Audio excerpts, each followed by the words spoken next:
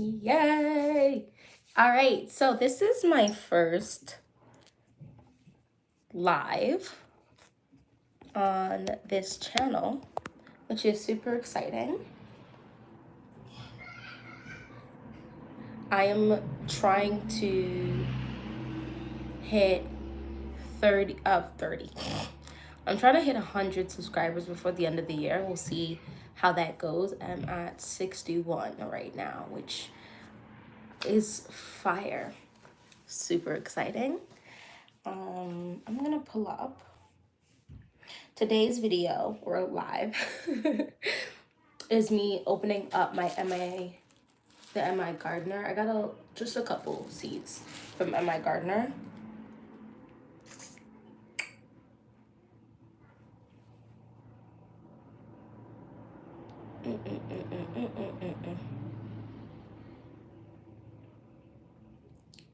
So I'm gonna do that.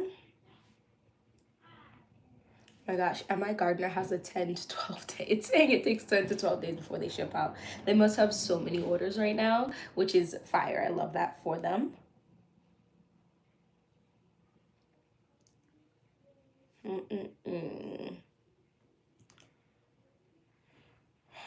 So let's go ahead and unbox. So here it is. So I have MIgardener up so I can actually look up the seeds as well. I think it's literally like 4. Let's just see. That's it. 1, 2, 3, 4. Okay, so it's 6.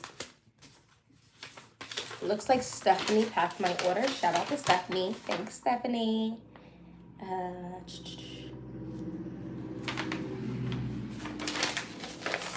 So these are seeds that are not going to be planted now because they're not like cool weather crops or anything, and it is quite late to be planting anything, I feel like, at this point. But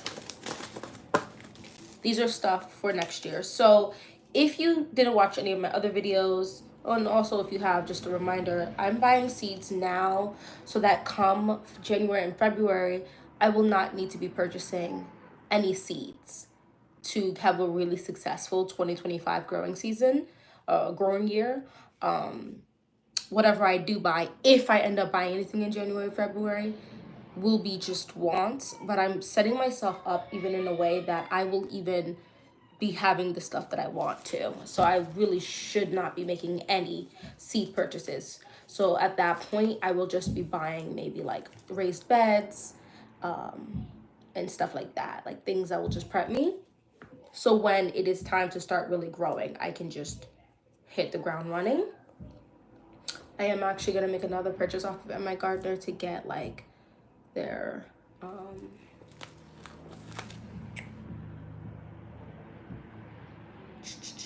fertilizer.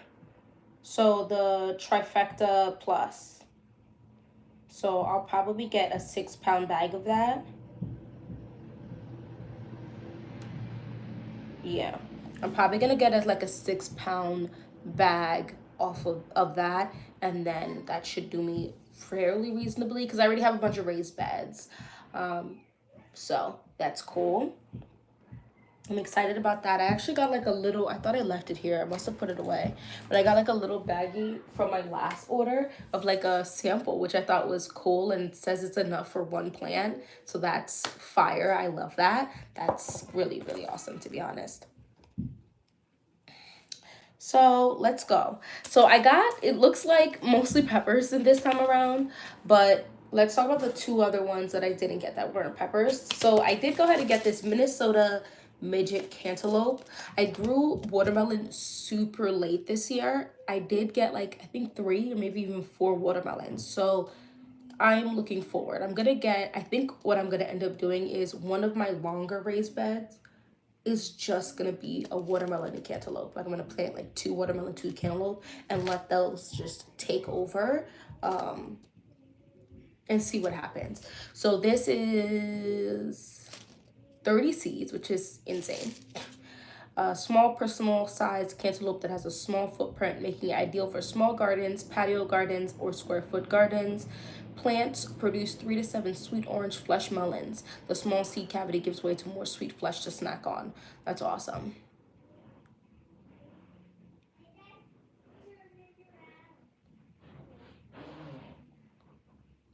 So this is a climbing plant. So normally you could do the same. So I'll just get like a trellis and let them just trellis up there. And then as I see plants come, I will try to like tie it up and stuff. But I do want to grow watermelons and cantaloupe. So now I have both. And with 30 seeds, this is definitely going to last me this year and also like not this year 2025, but it should also last me 2026, to be completely honest with you. And what's really cool is I got into seed saving this year, and with the seed saving, that is going to go ahead and make it so that I can then save seeds of the successful cantaloupe that grows. So it says plant 2 to 3 seeds in a mountain. Yeah, so even if I'm aiming for like 2 plants, I'll probably plant 4 seeds, just making sure they all grow. So good stuff, super exciting. And then I got this is the Pacific Beauty mix of calendula. Now this is a flower, as you can see, but I purchased this primarily for any teas and salves and tinctures I intend to do. Teas are easy. I do want to mess around a little bit with tinctures and salves, so I went and got this. I think this is a beautiful flower, 1, so it's going to be just really pretty, but 2, it's actually useful for consumption. So there's 75 in here, so this is definitely gonna last me a while. And I'm probably also, so it says it's container friendly, so what I'm gonna probably do is use half of this, and I'm gonna plant like, let's say, I feel like you need a lot of these, so 75, I don't know, I might end up planting like 35, yeah, 35 of these, because I'm gonna do like a 15 batch and then like wait like a month and then do another big batch, because this is a long maturity time. It's 95 to 100 days. So lay the flowers to dry to use in teas, tinctures, and salves. Yeah, so I'll probably do, like I said, 15 and then another 15 a month later. So I'll get 2 big, like 2, not big leaves, but 2 waves of it. Petite blooms on stems that grow up to 60 inches tall make for beautiful additions to smaller arrangements and are the top choice for planters and borders. Harvest for bouquets or dry for teas and tinctures. Exactly. So this says it's container friendly. I think they're really pretty and I like that I can drink it. Calendula is really good for you. I don't know how to save seeds from a flower. That's something I'm going to have to look up. Or because I might, worst comes to worst, I might just have to purchase a second bag of these in case I look at the flowers growing and I end up doing a 3rd wave, because this is saying 3 to 4 weeks before last frost and then direct sow after last frost. So that's literally 4 weeks. So if I plant this a month before the last frost and then a week or 2, well, if I plant this 3 weeks before the last frost and then a week or 2 after the supposed last frost, I plant another planting, I definitely could do a 3rd planting and it would be okay, especially since I have a self-made polytunnel. So I'm excited for that. I have another thing of flowers too. I think I'm gonna grow a couple different flowers, but I just want them to be useful to more than just the look. Like those help with pollinators, of course, but I also just want to be able to like consume it, because that's kind of just where I'm at. Let's get to the fun section, which is the peppers I want to be growing, because I have a ton of tomatoes, a ton, right? So I want to just hop on with peppers too, because I feel like there's so much you can do with peppers, like making hot sauces, and I'm getting into canning too next year. So that's just gonna be, stuff I can can this with salsas and a bunch of things. I use peppers for cooking too. Freeze them, and I feel like you can can peppers, but don't quote me on that. So the count of this one is the lowest, which I find interesting. So I'm definitely going to have to remember to try to save quite a bit of these, because out of all of these, I feel like, well, no, but yeah, this is the least amount. This only has 10 seeds in here. This is the habanada pepper. It's a brightly flavored habanero variety without the heat. The habanada pepper is a unique, sweet, and flavorful variety of habanero peppers, developed to have all the fruity and floral notes without the intense heat. So it's going to be 2 to 3 inches long, wrinkled, and they say it's ideal for like snacking and stuff. So I have children. You probably can hear them galanging in the background, right? So I think that this is gonna be great for them to eat, me to eat. I like, stuff, cringy stuff. Like, it's just a whole bunch of different stuff. I like to have different stuff. This is 90 days to maturity. Why is that okay? I was gonna be like, oh my gosh, I hope all these peppers are not gonna take 3 months. So this says start indoors 8 to 10 weeks before last frost. This sounds about right. This is also container friendly. I like this concept because when you sit there, you're like, oh my gosh, it's gonna be December shortly, right? We have so much time before we have to start growing stuff. If your last frost date is sometime in March, which I feel like that's typically what mine is, sometime in March, okay? It's gonna be December.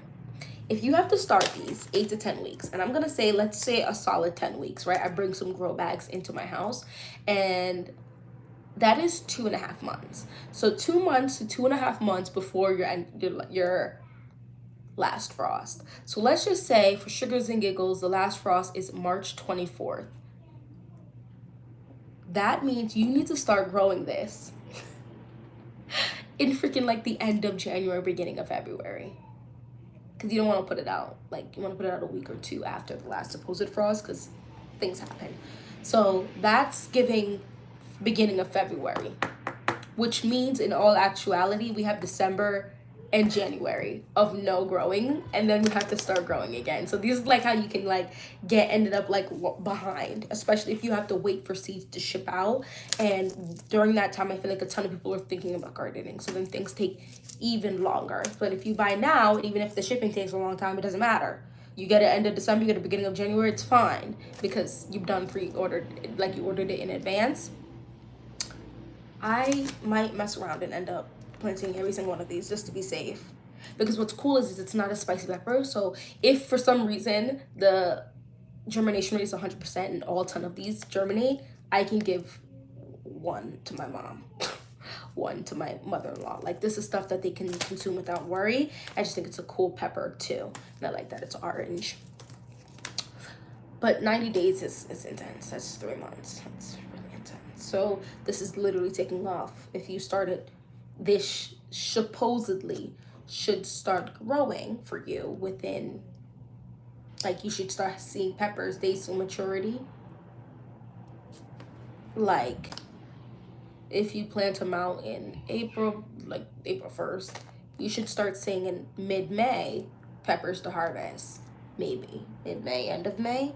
And if you do more than one, which is what I actually might end up doing, I'm probably going to plant half of these early and then plant some of them in the ground, well, like 2 to 3 weeks after the last frost date. And then I'll have 2 batches. So I'll have them for a while. And then if I want to be a little spicy, which I probably will, I'll take from the first one that is harvestable or whatever. I'll take the seeds out of that, dry that out, and then use a couple of them for a third one if I like them like that, because I definitely want to make like salsas and stuff and whatever and freeze some of them. So that's the habanada pepper. The next one is a really gassed one. It's a shishito pepper, and it looks red and green. So okay, there is 25 in here, which I think is a better type. This is slightly pepper, a fiercely flavored pepper that is demanding a place in kitchens across the world. Stemming from Japan, this is one of the local cuisine's most highly prized peppers. The shishito pepper is also wonderful pickled and fresh. So I definitely want to try to do like pickling. The prolific producer is hot, sweet, and crisp. It's only 50 to 100 Scoville, which really isn't that hot. I've seen a lot of people say they love these, so that's really cool. To harvest peppers, wait until they reach a mature color. Use sharp scissors. Harvest regularly to, have it continue to, yeah. Regular harvesting encourages the plant to produce more fruit throughout the growing season. This is also container friendly. So I'm super excited for this. This is only 75 days. So this is almost a month less than the habanada peppers. I'm definitely gonna be scraping the seeds out of this and drying this out and bagging this. I purchased off of Amazon like a bunch of bags a little smaller than this, and they're just brown and you can just write on it what you saved. Y'all, I bought a bigger one, so that will last me, I think, a couple years. Even if I start really bagging up stuff. I love this. I'm super excited for this one because I like that it's a little spicy. Because people talk about, I wanna try pickling. I like things like kimchi and, well, cold slaw is not a pickling, but I'm not a big fan of pickles. But I feel like if I were to pickle my own pickles, like my own cucumbers, excuse me, I would probably like it more. I think there's something when you package something sometimes and it just sits there, sometimes it's not as good and they don't use as good of ingredients. So I'm definitely gonna try some and I'll feel a lot less bad about wasting something, knowing that I grew it organically, but it was super affordable. So $2 a package of seeds is insane. This next one is, I feel like I only heard like one person talk about this. This is Serrano Tapequeño pepper. I definitely butchered that. This is much spicier, and this is the spiciest one I think I'm going to be growing. This is 5,000 to 15,000 Scoville heat units. So, they're small orange to red peppers hang in abundance from the short plants. These peppers have some heat, but not quite enough to send you packing. They're great in homemade hot sauces, pickled, or ideal chili for drying and grinding into homemade powder. That's all you have to tell me. The plants are some of the best yielding peppers and are hardy in adverse weather conditions. I love that. I love that a lot. And this is 50 of them. This, I'm not about to be growing 50, 40, 30, or even 20. Or even, honestly, I don't know if I'm going to grow 10. Because this is acting like, this is very prolific, they're acting like. So, take time. So, I'll probably grow 6 of these. And, like, try to grow. And whatever's successful, then I'll plant it and see what comes of that, you know? But I'm at the point where I kind of want to give about 5 to 8 feet of growing space with about like maybe like a back row of each type of plant. So think like peppers, think tomatoes. Well, tomatoes might have too, but onions. Definitely gonna try to grow some broccoli and cauliflower before it gets too cold. Watermelon, cantaloupe. There's a ton of stuff I'm forgetting right now, but you get the vibe. So this is cool. This is another 75 days. This is saying another 8 to 10 weeks. You get what I'm saying? So like you kind of got to start these kind of early. You want to start these in February for March, April planting out. Well, February, March. No, for April April, May planting out. Yeah, so a lot of people say they like this, but it's not insane hot, but it's definitely a little higher up there. This is the sweet banana pepper, is the last one. It's like this white color that's more of super light yellow color. I love this thought of this. This is sweet. So it's 0 to 100 Scoville heat units. So it's little, it has a pinch more spice than the habanada. You know what I mean? 0 to 100 is nothing. I'm excited for these. So sweet and tasty variety bears pointed yellow fruit about 7 inches long. This is long to me. It says 5 to 6, but it says also 7 because these are going to be about 3 inches. Yeah, 2 to 3 inches is what these are going to be. So this one's going to like be a long one, which is cool to me, and I like the color. So it's just giving color variety. Sweet banana peppers are known for the thick-walled fruit that matures from light yellow to bright red. The mild taste is popular for salads, frying, and pickling. These sweet banana peppers are great to top pizzas, salads, and sandwiches. I'm super excited for all of those. Another container friendly. I have other sweet peppers, but they're like the bell peppers. So I like the idea of having this shaped pepper. So that's all that I got in that haul. It wasn't like super big or magnificent or anything wild, but I feel like it was fun, and I'm just filling the holes of seeds, and I feel like I'm gonna look right now because I'm thinking about it, but I feel like I don't really need much more in way of plants, right? I'm looking over here. I already have my strawberry. I have basils. I have beans. I have beets. I have broccoli. I don't have Brussels sprouts, and I'm unsure. The reason why I haven't bought it yet, because I'm unsure if I even want to attempt. But I have cabbage, I have carrots, I have cauliflower. I don't intend to grow corn, I don't think, because up where I live, I feel like it's easily accessible to get corn. Cucumbers, I have eggplants, I have garlic, I have I do have a green. I have kale, herbs, kohlrabi. I have lettuce, melons. I don't have okra. I'm unsure if my kids will actually put that in the mouth right now. I know the texture can be like kind of like a little slimy.